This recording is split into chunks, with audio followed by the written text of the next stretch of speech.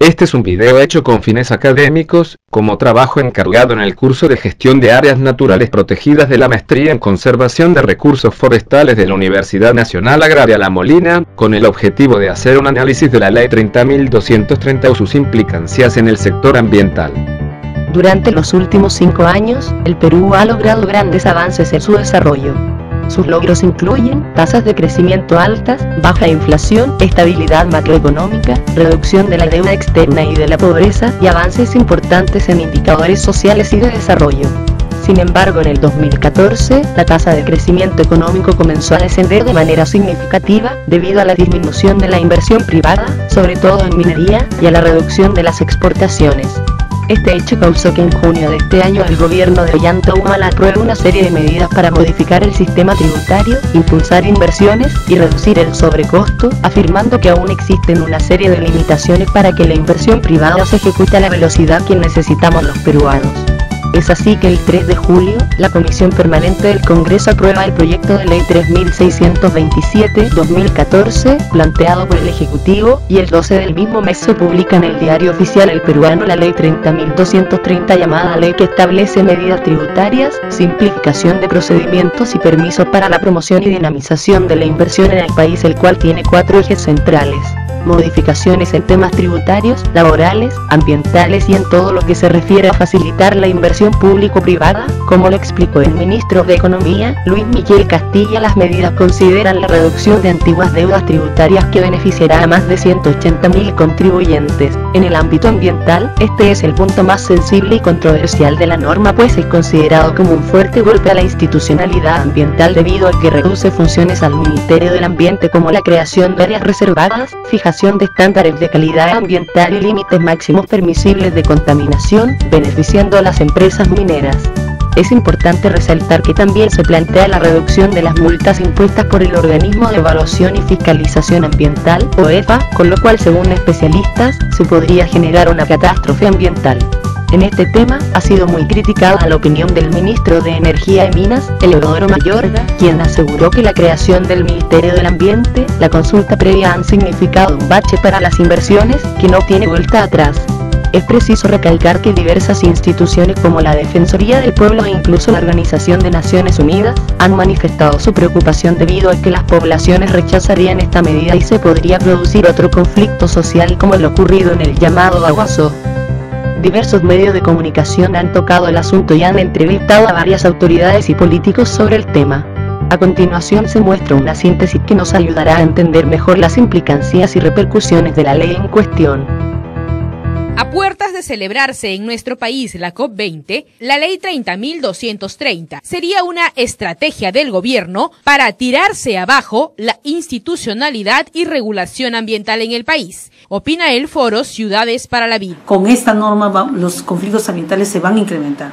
Se va a dar pase libre para que las industrias transnacionales y las industrias extractivas se consoliden en el territorio sin ningún tipo de regulación. Antes, el OEFA prevenía que una empresa que quería operar en el país cumpla con los estándares ambientales requeridos. Caso contrario, no podía hacerlo. Pero ahora, según la interpretación de la ley por parte del foro, el OEFA le daría a las empresas un plazo de 3 años, mientras ya están operando, para privilegiar acciones orientadas a la prevención y corrección de la conducta infractora en materia ambiental. Solo en caso de que no se tomen las medidas correctivas, el OEFA las sancionará. ¿Y qué pasa con el daño ambiental ya ocasionado?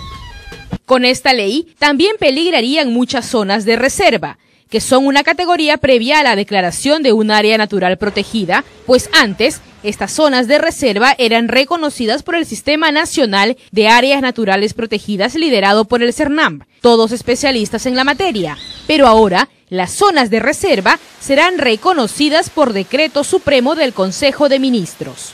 Se le está restando las competencias al Ministerio del Ambiente y la PCM asume una función política. Estamos poniendo en riesgo las áreas naturales protegidas y estamos dando un mal ejemplo como país a nivel internacional. Porque mientras todos los países tratan de luchar contra el cambio climático, en el año de la industria responsable y compromiso climático, nosotros damos un pésimo ejemplo de cómo no se deben hacer las cosas. ¿Qué panorama nos deparan estos cambios?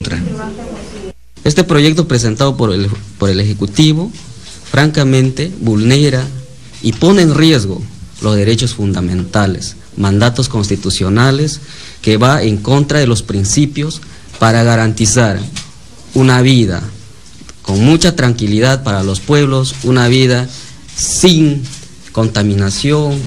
¿En qué afectaría esta norma a las comunidades campesinas y nativas? Bueno, no solo a comunidades campesinas y nativas, sino a todos los agricultores rurales. Todo aquel que tenga una propiedad, digamos. El título 3 básicamente facilita, crea procedimientos especiales para facilitar poner predios, terrenos, tierras, en manos de proyectos de inversión. Es ambigua la norma. Es muy ambigua, sí, pero para mí esto es intencional, que es que no es aplicable a las comunidades nativas, las comunidades campesinas, porque no fue consultado. Este proyecto de ley que vino del Ejecutivo no contó con los estándares mínimos que todo proyecto de ley que pasa por el Congreso tiene, que es un adecuado análisis de los costos y beneficios, ¿no? Una evaluación técnica, económica, sumamente importante en este caso, pero además opiniones de diversos sectores. Siempre que se debate un proyecto de ley en el Congreso se consulta a la sociedad civil, a los sectores del Ejecutivo, etcétera. Y esto no se dio en este caso.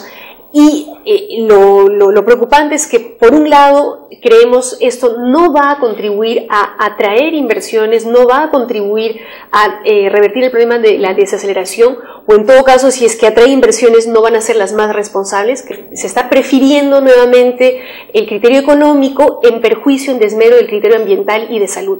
En las zonas reservadas yo creo que desde el sector de hidrocarburos se ha generado una confusión.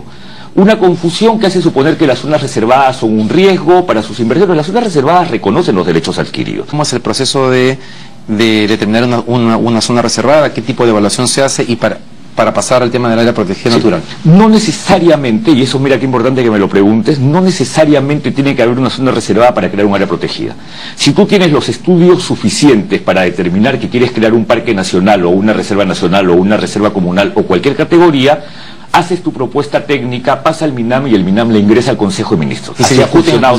Entonces, ¿qué es lo que va a ocurrir? ¿Acaso el CERNAM va a detener sus propuestas de creación de áreas protegidas?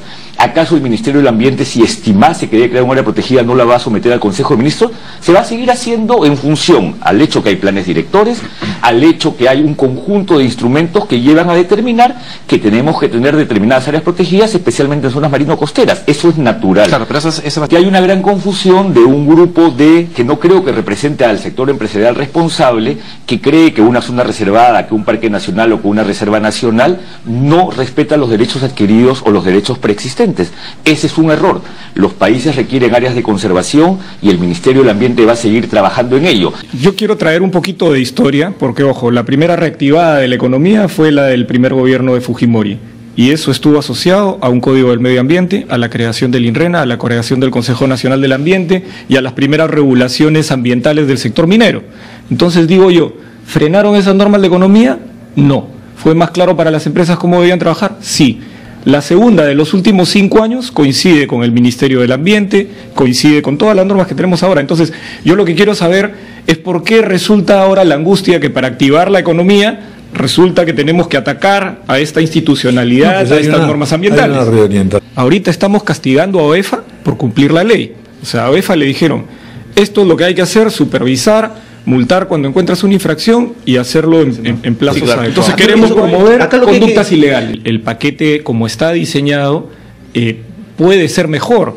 Y si puede ser mejor para todos, pues hagámoslo mejor. O sea, si pensamos de que los estándares o algunas normas del sector ambiental podrían ser mejores, fortalezcamos a la autoridad ambiental. Nos va a servir mucho más una autoridad ambiental fortalecida, va a generar mayor credibilidad. ¿Cuánto tiempo creen que podemos vivir sin agua? ¿3 días? ¿4? Agua es vida y sin agua podemos morir. Y sin agua tampoco hay industria y sin agua tampoco hay negocio. Esto es el harakiri. Como conclusión, es verdad que el desarrollo económico de un país es importante para el bienestar de su población, pero transmitir una imagen de que la conservación significa un enemigo para las inversiones, más que un avance, es un retraso. Parece que en el fondo no hay muchos cambios sustanciales, pero con la promulgación de esta ley el Perú pierde credibilidad ante la comunidad internacional al no mostrar una fortaleza de sus instituciones y leyes. Parece que la desaceleración económica fue solo el pretexto ideal para poner en práctica acciones que desde hace mucho se pretendían aplicar en contra del sector ambiental. Estas son opiniones personales de los autores de este video vertidas en base al análisis de la ley hecho en este trabajo encargado.